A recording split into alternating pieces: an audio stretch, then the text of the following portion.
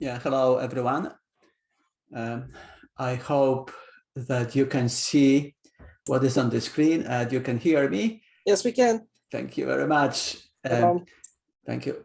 So yeah, today I will continue to teach about Gauss law and how to use Gauss law to calculate electric field due to different charge distributions. And the Gauss law is here on the screen. So according to Gauss law, the flux of the electric field through a closed surface, so you see this integral, which you see on the screen, this integral represents the flux of the electric field. The flux through the closed surface, so this integral here has that little circle. And because electric field is a vector quantity, we have to evaluate this vector surface integral, because electric field is a vector quantity where that electric field is electric field at any point on that surface. And we have to take the dot product with the area vector on that surface. So this is a complicated integral to evaluate in general.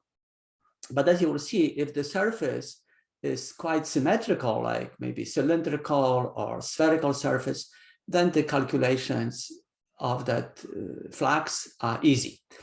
But according to Gauss' law, that flux of the electric field must be equal to the net charge inside of that closed surface divided by the permittivity constant for vacuum. Epsilon naught is the permittivity for vacuum. So it doesn't matter where the charge is located inside of the surface. So this is just the charge, total charge inside of that closed surface. So last time before, just at the end of the last lecture on Wednesday, I was explaining how to use Gauss law to calculate the electric field due to infinitely long line of charge. And as you remember, we calculated that electric field due to infinitely long line of charge using integral calculus, and we found that yes, that the electric field is in terms of direction is radially away from that line of charge at every point in space, and that the magnitude of that electric field is given by this expression, which is written on the screen. So this is the expression here. We did derive this, where lambda is the linear charge density on that line of charge, and r is the distance, perpendicular distance from that line of charge. So that was the result from our previous calculations. But now we will derive the same formula using Gauss' law. Now, so as I've mentioned, we know from our previous calculations that the electric field is radially away from the line of charge. But even if we would not do that calculation, the only reasonable direction of electric field due to the line of charge is that electric field is radially away from line of charge, because it would be completely unreasonable to expect that the electric field would be in different directions at different, let's say on different sides of the line of charge. So the only reasonable direction is radially away. Now, you would probably not be able to guess without our previous calculations how electric field change with the distance from the wire, but you would have to make conclusion that at the same distance from the line of charge, let's say at this point on that side of the wire, or at this point at this side of the wire, or this point of this side wire, the electric field just depends on the distance from the wire, because it would be unreasonable to expect that electric field on here would be larger in magnitude, and here smaller, and here maybe still even smaller. So electric field must just depend on the distance. We don't know whether it's quadratic dependence or whatever, exponential dependence, we don't know. But the electric field at the same distance from the wire would have to have the same magnitude, and direction would have to be radially. So that is the conclusion which every reasonable person would reach about this electric field. So taking this into account, that electric field is radially away from the line of charge, the Gaussian surface, that closed surface, which is involved in the Gauss law, that closed surface we call Gaussian surface, and the Gaussian surface, which would be convenient for that line of charge, is the cylindrical surface, which you see, right? And I was explaining this last time, I remember. So this is that cylindrical surface, we will call it Gaussian surface, which is now coaxial with the line of charge. And let's say that the radius of the Gaussian surface, cylindrical surface, is lowercase r, because I want to calculate the magnitude of electric field at the distance r from the line of charge. So at any point on that cylindrical surface, let's say at this point or at this point, at any point, the magnitude of this point at any point on that cylindrical surface, the electric field must have the same magnitude. Direction is different, at this point radially in this direction, at this point radially in this direction, but magnitude must be the same, as I've explained before. So then the flux of the electric field through the Gaussian surface, we could split into now the flux through that cylindrical surface, plus the flux through this end, which is circle, plus the flux through this end of the cylinder, which is also circular surface, and the electric flux is only through that cylindrical surface, because you see, for that end, let's say for this circle, the area vector is, remember, always away from that closed surface, so perpendicular to the surface, so in this direction, but electric field is radially away from the line of charge. So this is 90 degrees. And cosine of 90 degrees, you see this, the product here, dot product, involves cosine function. So this dot product involves cosine function. So the dot product would be 0. So there is no flux through that circular surface, because electric field is just parallel to that surface. Electric field doesn't pass through that circular circuit. And the same is true about that circle. So the flux is only through that cylindrical surface, which is such that any element of that surface, let's say dA here, is that area vector for that element is parallel to electric field. So for this element of the surface, the area vector is perpendicular to this element, and the electric field is in the same direction because it's radially away. So this dot product would give me just E dA cosine 0, so that would be E dA cosine 0, and that area, the total area of this, so maybe I should have written that this would be now just E dA times cosine 0. Cosine 0, remember, times cosine 0 times cosine of 0, I would write. And that would be equal to E is constant at any point on that surface. So E I could take in front of the integral, and then I would have integral dA, and integral over that cylindrical surface is the area of that cylindrical surface, which is 2 pi RL. Right? As I've explained now on Wednesday, if you unwind the cylinder, if this is the cylinder, if you unwind the cylinder, what you get is a rectangular surface. This is 2 pi R, and this is the length of the cylinder. So the total area is 2 pi R times L. So the total flux is E2 pi R times L, and that must be equal to the total charge inside divided by epsilon naught. But total charge inside is only charge on the rod, which is inside of that cylinder. So only that part of the rod, this part of the rod, is inside of that surface, in the cylindrical surface. Let's say if the length of that cylinder is L, and if the density of the charge on this line of charge is lambda, then the total charge on that line of charge inside of the cylinder is lambda times L. So I substitute for Q inside of the Gaussian surface, lambda times L, and then from this expression, I find electric field. So divide by 2 pi RL, and you get that electric field is equal now 1 over 2 pi epsilon 0 lambda divided by r, which is the same result as we've obtained in previous lectures using integral calculus. So that's what I did on Wednesday, and I repeated again today. Any questions about that? If you don't have any questions, then I take this as a good sign. So now let us calculate then. Question. Yes, question. Okay. Okay, so I understand that for the two ends of the cylinder that the angle between them is 90.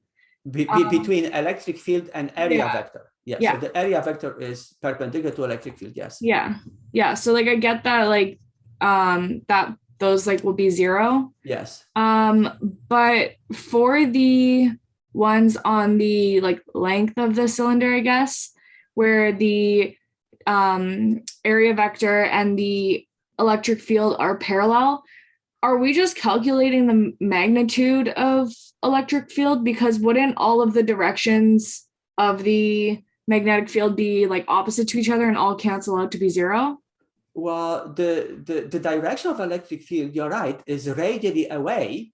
So let's say at this point, electric field is radially, so this is so the electric field will be in this direction. But at this point, it would be radially in this direction. You see, here you see that visualization of electric field. Yeah. That it's radially. But you see, when we evaluate the flux, I have to take the dot product between electric field and the area vector. So this side surface of the cylinder, I have to divide into many, let's say, rectangular areas. See, infinite number of the rectangular areas. And for each, this is the product, E dot dA, where E is the electric field at that particular point, and the dot product. So as I'm saying, so this integral would be E, the dot product would be E times dA times cosine 0. Do you agree that it would be cosine of 0? Because at every little area, whether I take this area, this, or any area of that surface, the area vector dA is parallel to that electric field, which is radially, because remember, dA is perpendicular to the surface area, and the electric field is then parallel to that vector dA.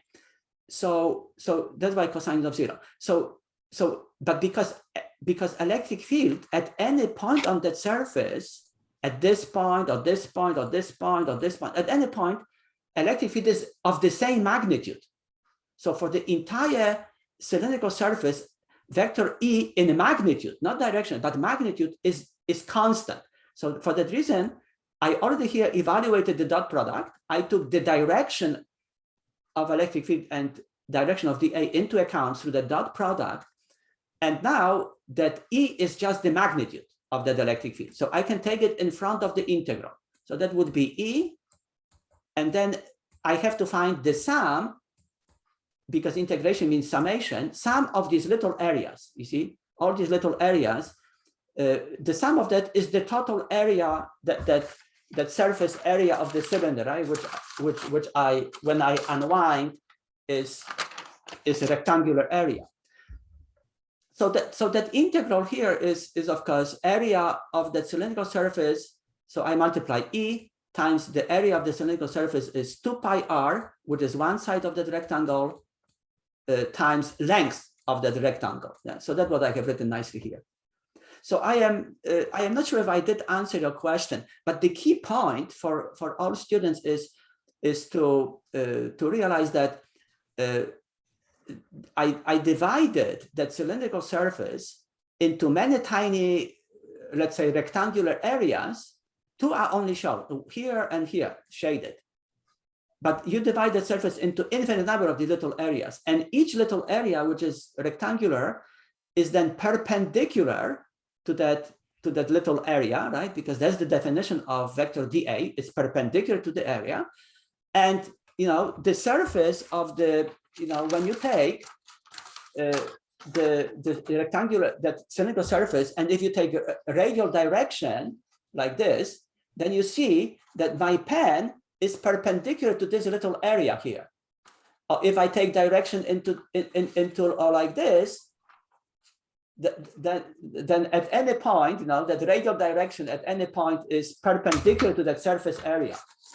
That's the key point to realize, and then of course the total area I have to find, the integral dA is total area of that cylindrical surface. So I am not sure if I clarified that well enough, but that's the essence of it. But so essentially, we're just calculating the magnitude of the electric field. Yes. So we have to take, you see, once you evaluate the dot product. So first of all, you have to take the dot product. Once you evaluate this dot product, you take the angle between electric field and that area vector dA. Once you evaluate the dot product, then you will get magnitude, just magnitude, right? Because when you take the dot product is equal magnitude of E, magnitude of vector dA times cosine of the angle between. In this case, it was 0. Right? But now this E is now just the magnitude of electric field. And the magnitude of electric field at any point on that cylindrical surface, at any point on the surface is the same. Right? Yeah. So I took it in front of the integral. So that's a good question. I appreciate that you asked that question, because I know this is the key point, and many students struggle with with this Gaussian surface. So we will do a few more examples, then you will see. This is just the first example. Remember, I just repeated this from the same what I tried to do at the end of the lecture on Wednesday. So let us do maybe another example, which will help a little bit more, I hope. So in this example, we will now use the Gauss law to calculate electric field due to infinitely large plane of charge. And remember, in previous lectures, we calculated the electric field due to the plane of charge, and we found that that was the result, that the electric field depended only on the surface charge density sigma divided by 2 epsilon naught. That the electric field was not dependent on the distance from that infinitely large plane of charge. So that was the result of quite heavy calculations. You remember that took a few pages to do. But now we will apply Gauss law. And you will see it takes just 2 lines to get to reach the same result.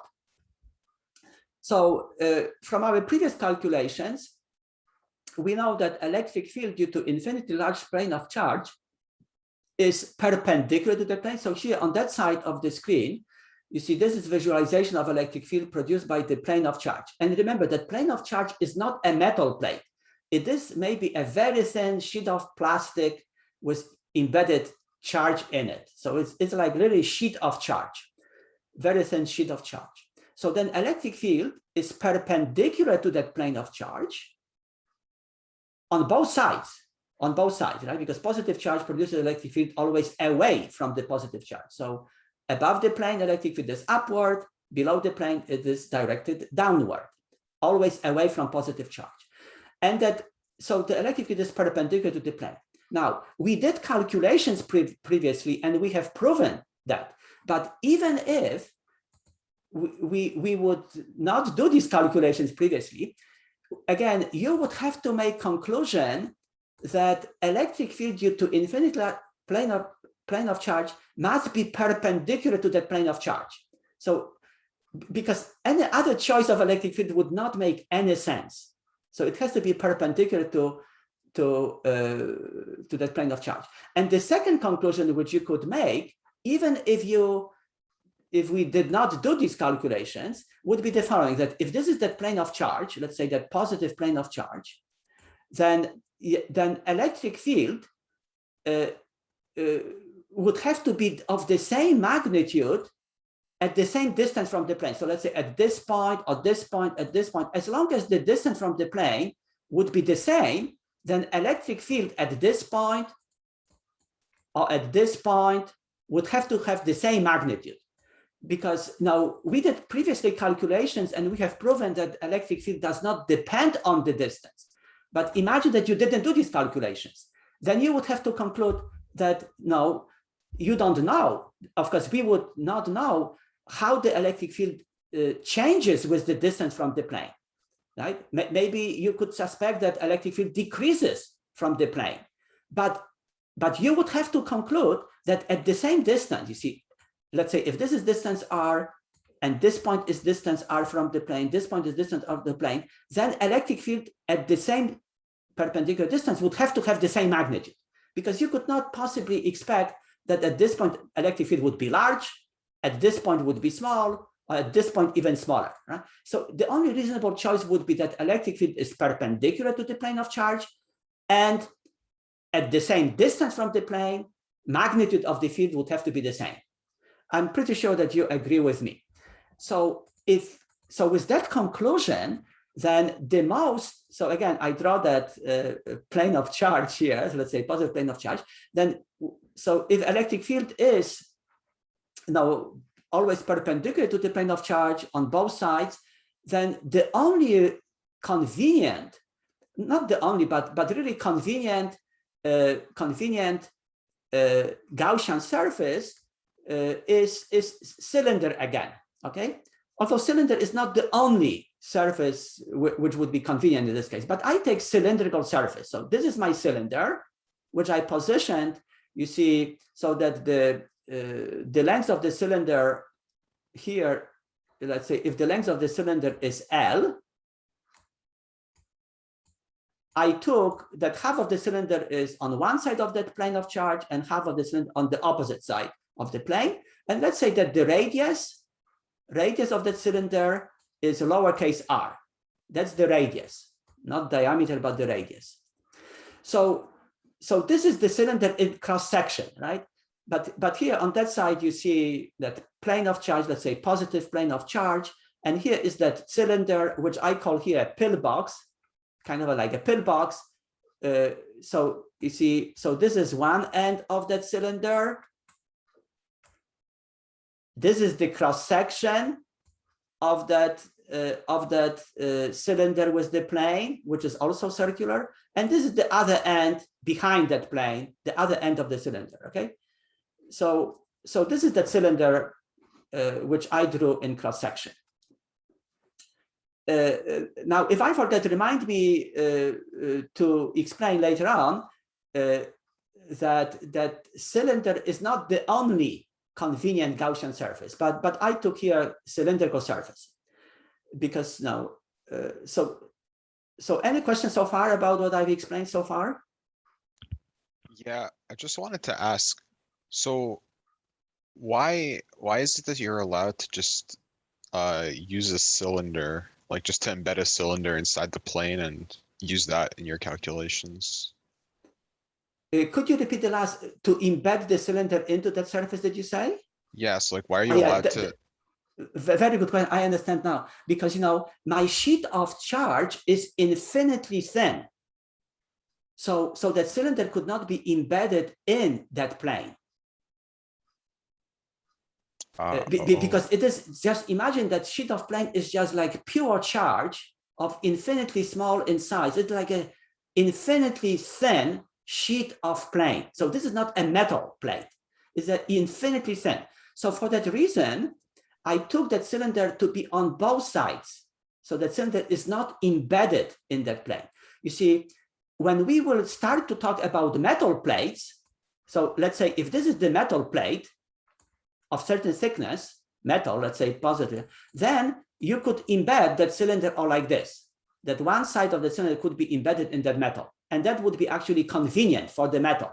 But this is infinitely thin sheet of pure charge.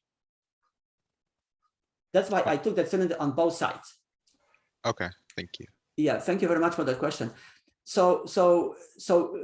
And remember that electric field, you see, so if I take my cylinder as I indicated, then electric field, let's say at this point, would be in this direction, right? Because away from positive, at this point, it would be in the same direction.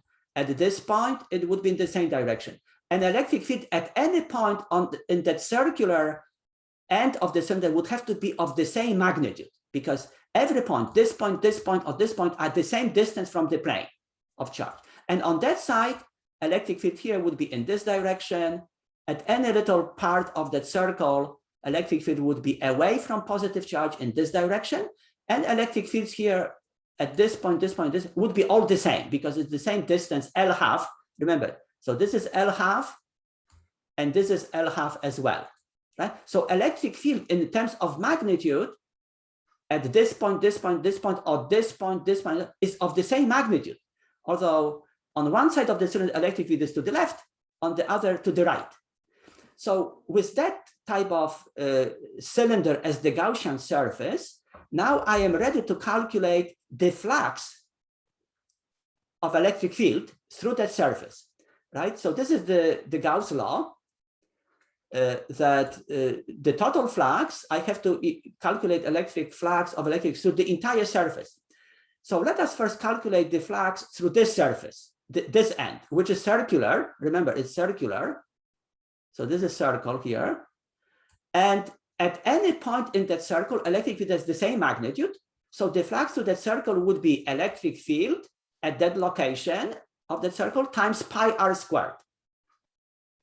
Right? So that is the flux through this end of the cylinder.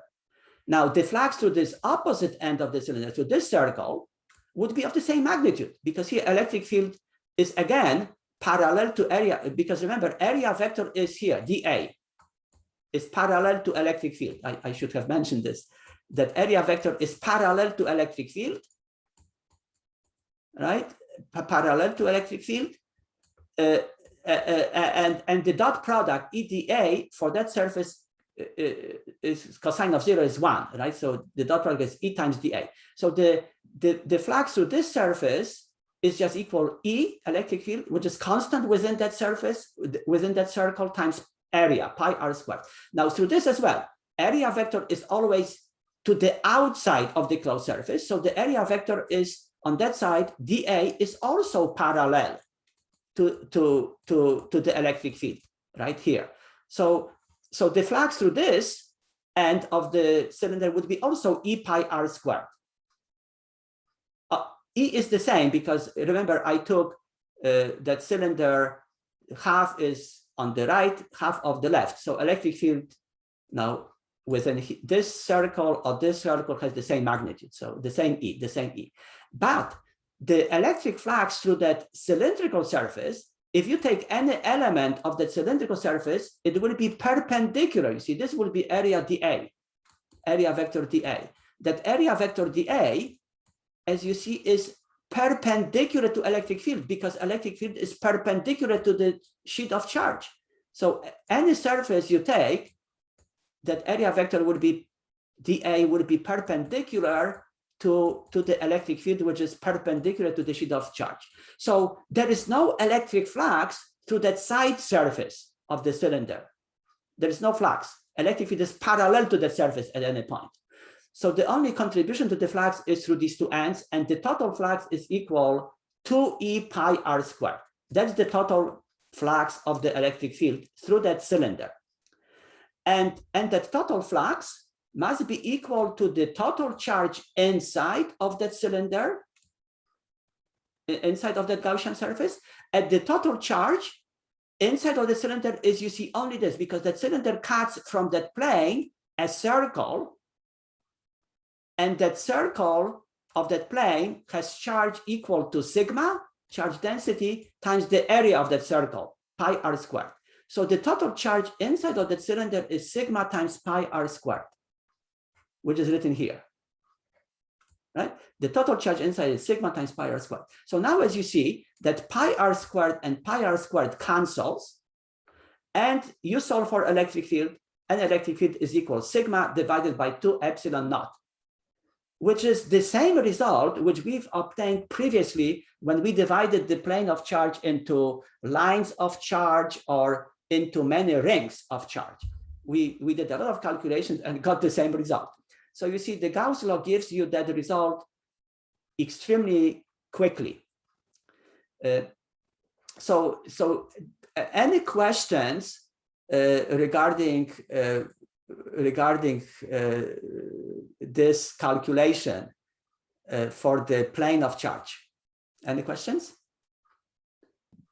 Yeah, sir, I have a quick question. Okay.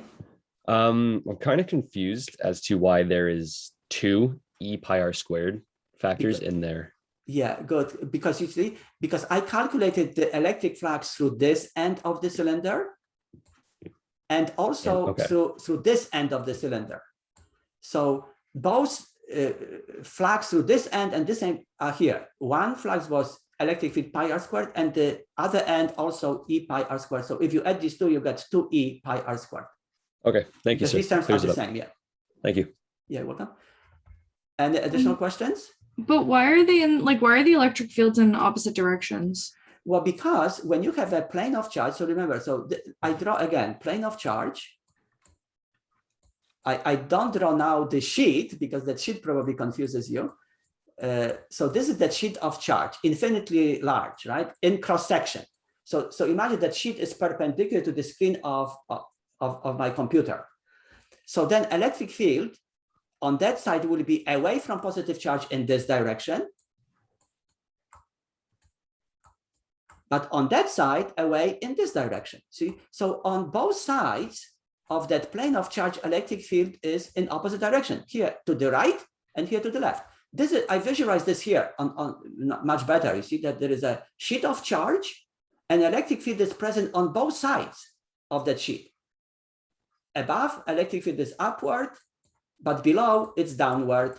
So when I take now that pillbox, that cylinder you see, this is a cylinder in cross section, then here electric field kind of passes through this circular area away from the cylinder, and here also electric field goes away from the cylinder, right? So electric field sort of leaves the cylinder on both sides. So the amount of flux of electric field on each side is E pi r squared, on the other side E pi r squared as well. Did I answer your question? Yeah, thank you. Yeah, you're welcome. Hello, Professor. Yes. I was just wondering, would the result be different if one cylinder was longer than the other? Yeah, that's a very good question. I'm glad that you asked that question. So let me redraw. So let's say if this is that sheet of, oh, this is so bad. I cannot draw a straight line with my mouse. So let's say this is that sheet of charge plus positively charged, that if I would locate my cylinder like this, so that it's not symmetrically located, you see, then electric field, you could expect, right? If you pretend that you don't know, you would have to assume, remember that we know from the previous calculation that electric field is independent of the distance from the plane. But if you would not know about these calculations, then you would probably assume that maybe electric field here at this end of the cylinder is, let's say, E1. And here you would assume probably that electric field is different, maybe E2, right? Because you might make assumption that, well, this is a larger distance, so electric field here should be small. And this is small distance, so maybe electric field should be larger. So for that reason, you would have to make that assumption that here at this point, electric field is different than at this end of the cylinder. But when you take that cylinder symmetrically located, then you know, this circular surface and this circular surface is now at the same distance from the plane, and electric field here and electric field here now is then the same. And that's the reason why I did it. Because I just pretended that I didn't know that electric field is independent of the distance from the plane, right? So pretending that I don't know, I would have to make assumption that electric field maybe depends on the distance. And then I would have to make assumption that here, larger distance from the plane of charge, electric field is different, maybe E1. And at this end, closer to the plane, electric field is different, maybe E2. That's the reason why I took that cylinder symmetrically located. But before I forget, now what would happen if instead, let's say, of that cylindrical surface, I took, let's say, a rectangular prism surface. You know, rectangular prism looks like this. I draw for you so that you should know what is rectangular prism. But let's say this is that rectangular prism. Okay, it's difficult to draw for me. Okay, but if I took rectangular prism and put that rectangular prism all like this, symmetrically located, but this cross section now would be a rectangle, and this cross section here would be also rectangle, right? And what we would cut from the plane of charge would be also rectangle. So instead of that pi r squared everywhere, I would have to take the area of that rectangle, maybe a by b. But the final results would be still the same because these areas anyway cancel, you see. So whether I take rectangular prism or that pillbox, that cylindrical surface, it doesn't matter. As long as I have that prism or cylinder located symmetrically across the plane. I hope I did not confuse you with that rectangular prism. So any additional questions? Yeah, remember that the Gaussian surface, can be of any shape, but we have to select that Gaussian surface so that it is convenient for our calculation. So usually the Gaussian surface is very, very symmetrical. Now, before I finish that part, could I take for that plane of charge spherical surface like this? Would it make sense? What do you think? If this is part of this sphere in cross section, that would not make any sense. Why? Because you see, look, at this point, or each point of that sphere would be at different distances, right? And I would have to make assumption, not knowing what is electric field due to the plane, that electric field at every point would have different magnitude. But in addition, you see area vector for this little area would be in this direction, dA would be in this direction. For this element, area vector would be more or less in this direction. And for this element, area vector would be maybe in this direction. So as you see, the area vector would be in different directions for different elements of the spherical surface. But electric field, due to infinitely large plane of charge, is always perpendicular to the plane. So you see, so every element of that surface would make different angle with that area vector. The angle between dA and electric field would be different. So spherical surface would be not convenient at all for that plane of charge. So only that rectangular prism or maybe a cube would be fine, or cylinder is fine as well, as I've explained.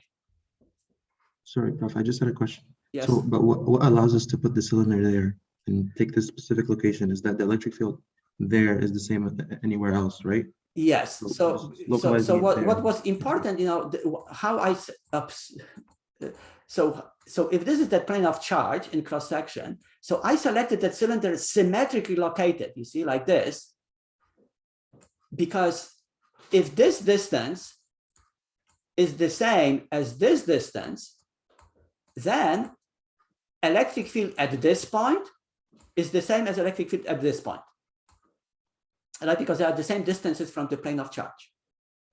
So that's the reason why I took that cylinder symmetrically located on left and right hand side. Okay, I understand. Thank you. Yeah, very good. I'm really glad that you asked all these questions. This is really helpful. I repeated that many, many times, but it's really helpful. So yeah, let us do more examples now. Could I quickly just ask one more question? Sure. Okay. When do you know you should take a Gaussian surface? When do you know you should use one of these instead of just doing the calculations? Well, remember that calculations, when you use Gauss law, this is Gauss law. Gauss law always on one side of that Gauss law equation is the flux of electric field. You see that integral flux. So you have to calculate flux of electric field. So for that reason, when you want to use Gauss law to calculate electric field, you have to select a convenient Gaussian surface.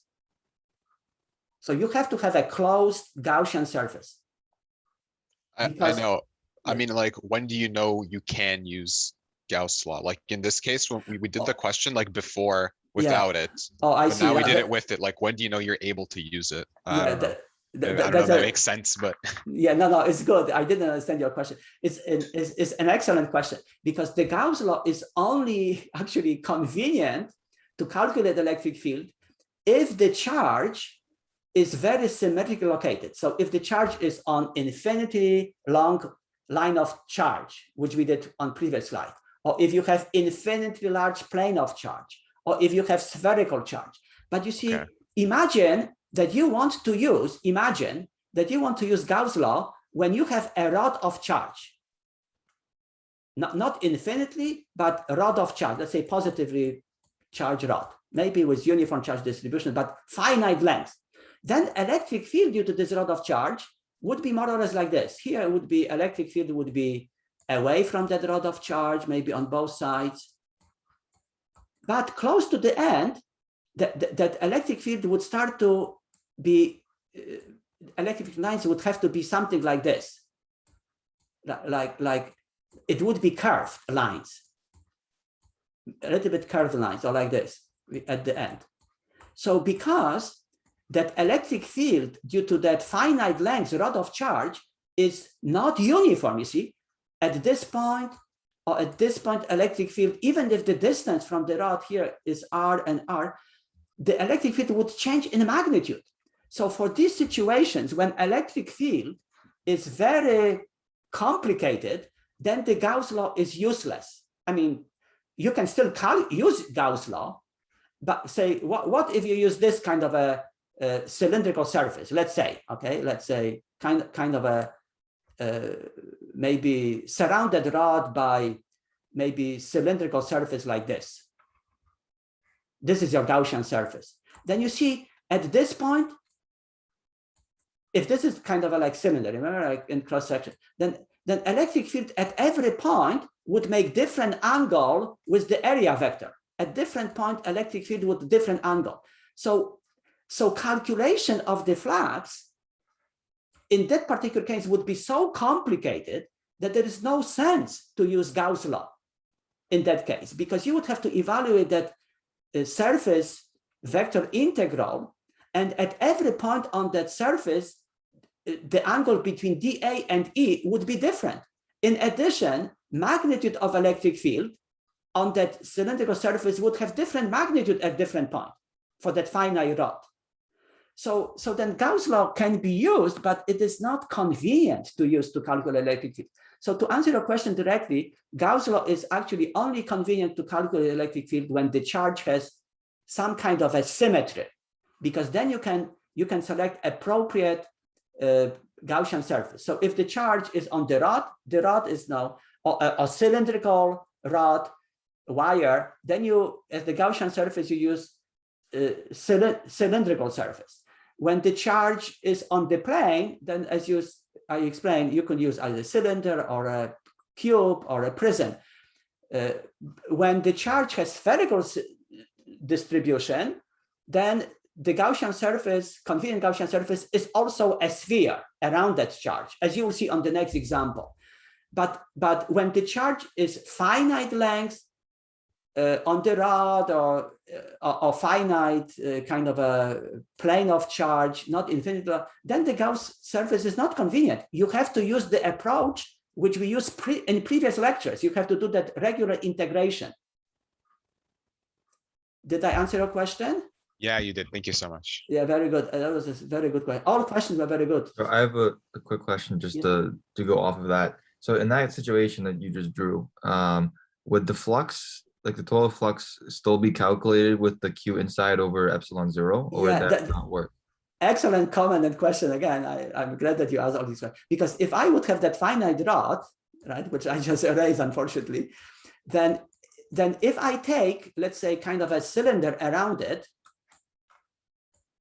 like cylindrical surface around it, then to calculate the flux of electric field due to that charge, right, would be very complicated. But like you say, but that flux, no matter how complicated it is to calculate, would be equal to the total charge inside of the cylinder, which is that charge on the rod.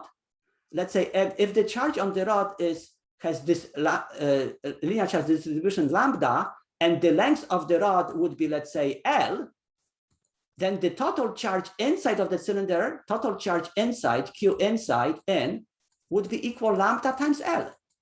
And that flux would have to be equal lambda times L. So that would be correct, right? So the Gauss law is still correct. The problem is that I'm trying to use now Gauss law to calculate electric field, which is embedded in that integral. You see, so the Gauss law will be always true.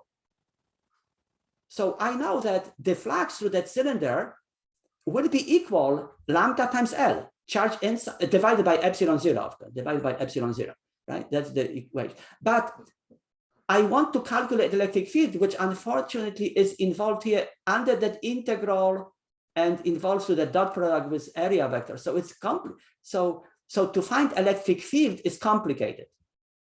But the Gauss law is still valid. The total flux will be still equal charge inside divided by epsilon naught. Okay, thank you.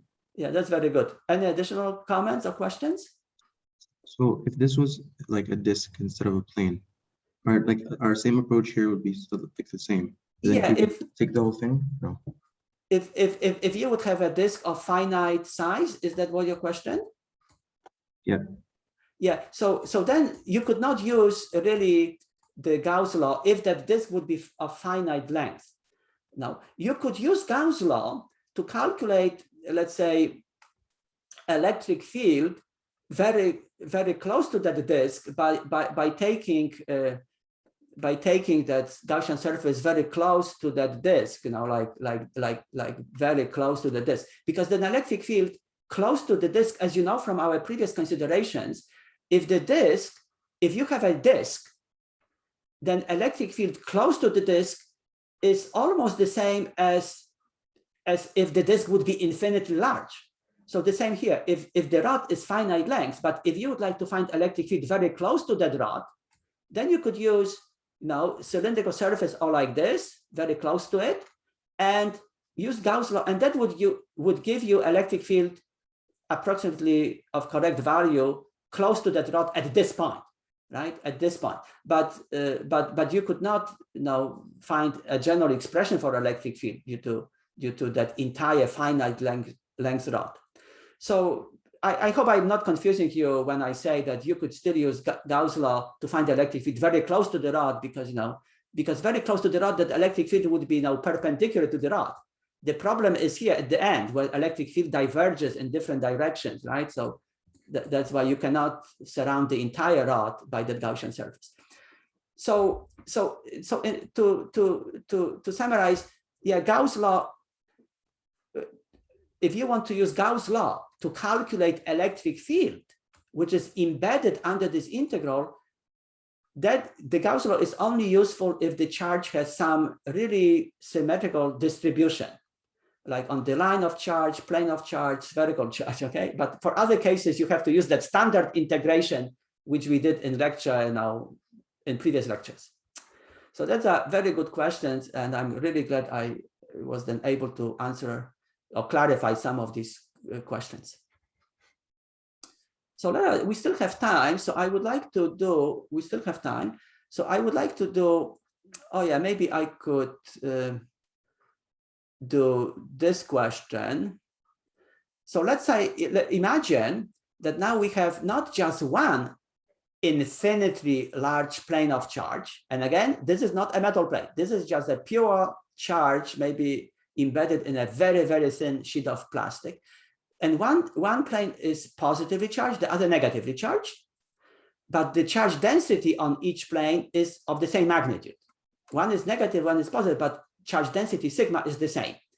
Then how would you calculate what is electric field produced by both plane of charge? Well, then you have to use superposition principle. And so remember that electric field due to one plane of charge, infinitely large plane of charge, is independent on the distance and given by this formula, sigma divided by 2 epsilon naught. So that positive plane of charge would produce electric field, let's say at this point, away from positive. At this point, it would be still away from positive. On that side, it would be away to the left from the positive. But the negative charge produces electric field towards the negative charge. So at this point, electric field would be towards the negative. At this point, also towards the negative. On that side, it would be to the left, towards the negative. So as you see, if you take into account that electric field is independent on the distance, then electric field outside of these two plates would be zero, because positive plate would produce electric field to the right, negative to the left. The same here, positive to the left, negative would to the right. So the electric field here would cancel, but electric field in between these plates have the same direction, right? Electric field is away from positive and towards the negative. So electric field here would add. So the total electric field would be present only between these two plates, and the total electric field would be the sum. Sigma divided by 2 epsilon naught is the charge density, is the electric field due to positive, and this one is to the negative. Sigma is the same for both plates. So the total electric field would be sigma divided by epsilon naught. 1/2 plus 1/2 is 1. Any questions about this example?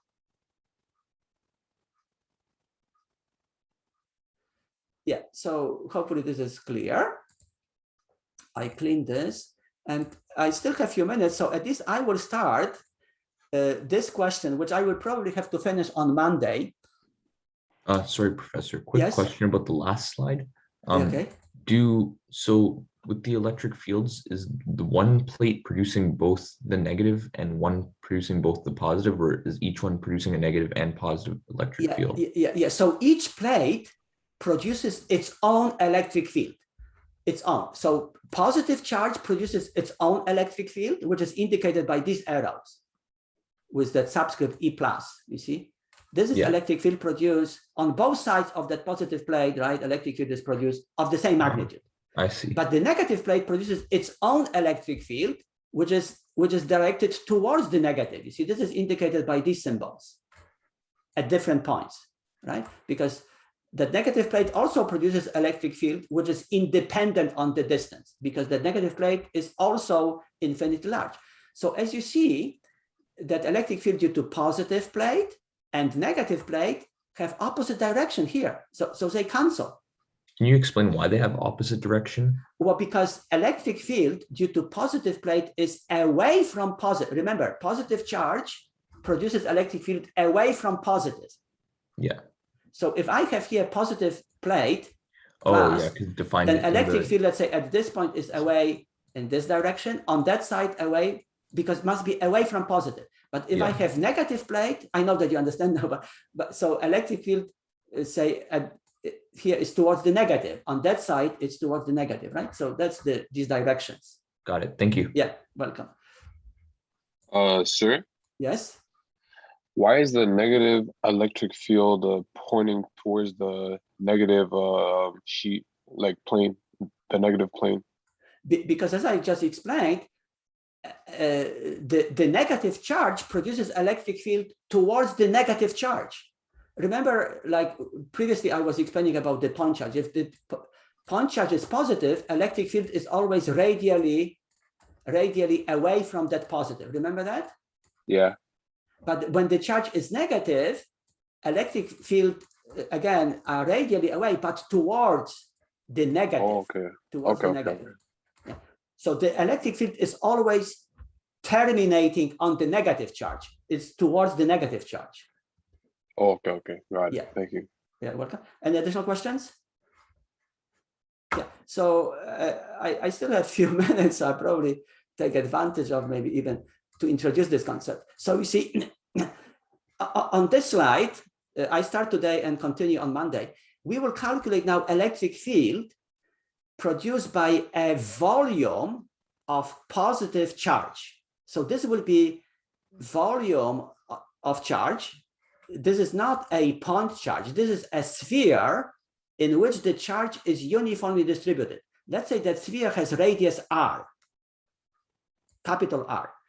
So this is not a point charge. This is a spherical charge. And we will try to calculate electric field produced by that volume, that spherical volume of charge at certain distance r from the center of that charge, at this point, and then separately also we will try to calculate electric field inside of that volume. Let's say somewhere inside of that volume of that charge.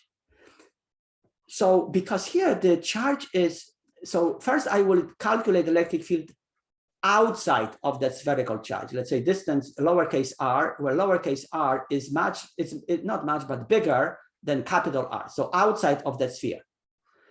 Now, because that charge has spherical symmetry, then we should expect that that spherical charge produces electric field which is radially away from that positive charge in different directions, radially away from that positive charge, because any other choice would not make any sense. So electric field should be radially away from that positive charge. And we should also expect that at the same distance from the center of the charge, let's say at this point, or at this point, or at this point, magnitude of electric field should be the same.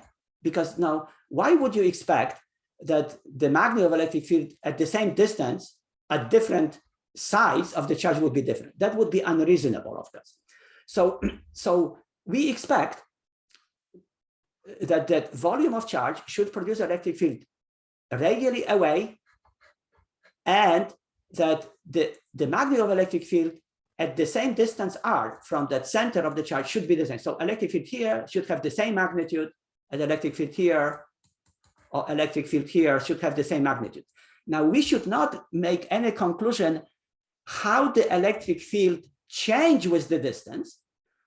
That we will conclude from using Gauss law. But at the same distance, I repeat again, at the same distance from the center, electric field should be the same, which means that if I use spherical Gaussian surface, so if my surface, Gaussian surface, is a sphere around that spherical charge, then at any point on that Gaussian surface, on that spherical Gaussian surface, electric field will have the same magnitude, of course, different direction, right? At different point, it will be radially, electric field will be radially away at different points, but the magnitude of electric field will be of the same magnitude. But you should also observe that no matter which tiny element of that spherical surface I take, that area vector dA will be perpendicular by definition to that little surface area, and that perpendicular direction is of course along the radius, which means that dA and electric field for any little element of that surface, electric field and area vector dA will be always parallel. This is indicated here, you see. I clean this so that you see it well. So for these two little parts of the sphere, you see, dA and E are parallel. They will be always parallel, no matter which element I take. dA and E will be parallel to each other. So this dot product in the Gauss law, I have to evaluate now the flux to that Gaussian surface, and I will have the dot product, E dot dA. So the dot product will be always E dA cosine 0. That theta will be 0 degrees. Cosine of 0 is 1. And electric field on any point on that Gaussian surface will be constant. So I can take E in front of the integral, and integral dA is the total area of that Gaussian surface, which is 4 pi r squared. That's the surface area of the sphere. So the total flux is E pi r squared, and that must be equal total charge inside of the spherical sphere, which is Q, designated by Q. The total charge in the sphere is Q, divided by epsilon 0, from which we find that electric field produced by that spherical volume is 1 over 4 pi epsilon 0 Q divided by r squared. You see that electric field depends as the square of the distance from the center of the spherical charge. So I will finish now. I will stop recording now, and I repeat all these arguments again on Monday, but I will answer your question, but only after I stop recording, or maybe because most students have to disappear now. So I will stop recording now, stop share, and